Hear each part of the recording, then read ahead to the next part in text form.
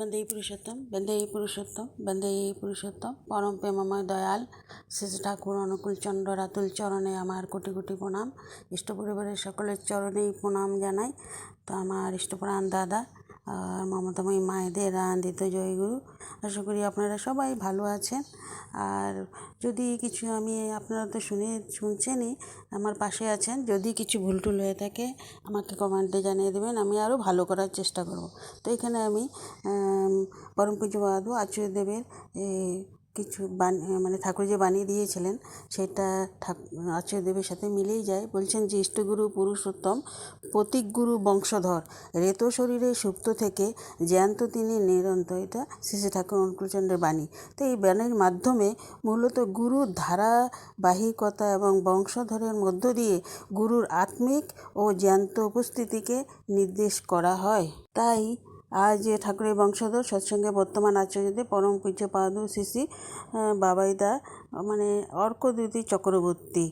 তো বাবাইদা যে নামটা যখন উনি জন্ম হয়েছিলেন, তো যখন পরম পূজ্যপাদ বড়দা দেখতে গেছেন, দেখে বলছেন আরে তো বাবা আসছে, ঠাকুরই চলে আসছে। তো সেই জন্যে সেই নামটা বাবাই হয়ে গেল। তো ওনার নাম শ্রী শ্রী অর্কদ্যুতি চক্রবর্তী। তো দ্যুতি তো আলো, আর অর্ক আমি শুনেছিলাম আলোচনাতে বলছিল অর্ক সূর্য। তো সূর্যের যে আলো, তাই তিনি আজ নাটমণ্ডপে বসে এবং বিভিন্ন জায়গায় জায়গায় যাচ্ছেন, সব জায়গায় সেই আলো ছড়িয়ে ছড়িয়ে দিতে চলেছেন। সবাই যদি ঘরে যায় বা বিভিন্ন জায়গায় উনি আসেন, সেখানে গিয়ে ওনার দর্শন করে ওনার কথা বা আলাপ আলোচনা শুনে সবার সমস্যার সমাধান হয়ে যায়। তো সেই আমাদের জীবনে পথপ্রদর্শক ব্রহ্মগ্রামে জ্ঞানের আলোকবর্তিকা।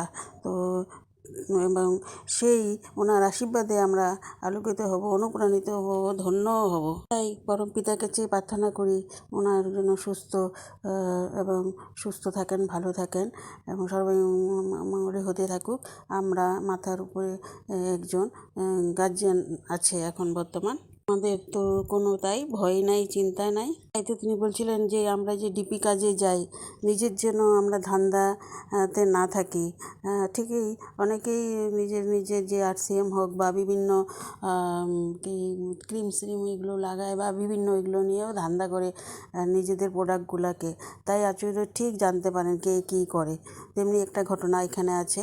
তো একজন ঘি ব্যবসায়ী আমাকে এসে বলছেন তিনি সেই বছর ঠাকুরের তিরোধান তিথির দিন সমস্ত স্থানীয় গরু ভাইদের অভিষেকের জন্য ছোট ছোট ঘি আর শিশি বিতরণ করতে চান। এটা আচার্যদেবকে সেই ঘি ব্যবসায়ী এসে বলছে। তো আচার্যদেব তাকে বললেন যে যার সান্নিধ্যে গেলে তোমার ভিতরে তোমার গুরুর অনুভব জাগে, তিনি তোমার গুরু ভাই।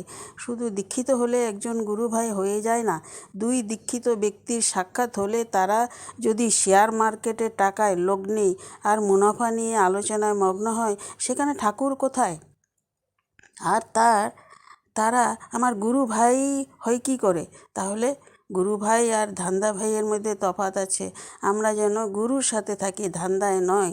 এইটা পরম পূজ্যপাদ শ্রী শ্রী আচার্যদেব 343তম সৎসঙ্গ রীতি সম্মেলনে বলেছিলেন। তো আমরা যে মাতৃ সম্মান করি বা সৎসঙ্গ করি বা প্রার্থনাতেই যাই, যদি কেউ এরকম আলোচনা আরম্ভ করে, আমরা বলি এখন এগুলো বলবি না, এখন ঠাকুর বসে আছে, পরে বলবেন, এরকম সবাইকে বলি। যখন পরে ওনাদের ঘরে যায় বা এগুলো করে তোমার নিজের বিজনেস করো, কিন্তু এখানে এখন বর্তমানে ওই বসার সময় না। তো জয়গুরু, সবাই ভালো থাকেন, সুস্থ থাকেন। যদি কিছু ভুল বলে থাকি মাফ করে দিবেন।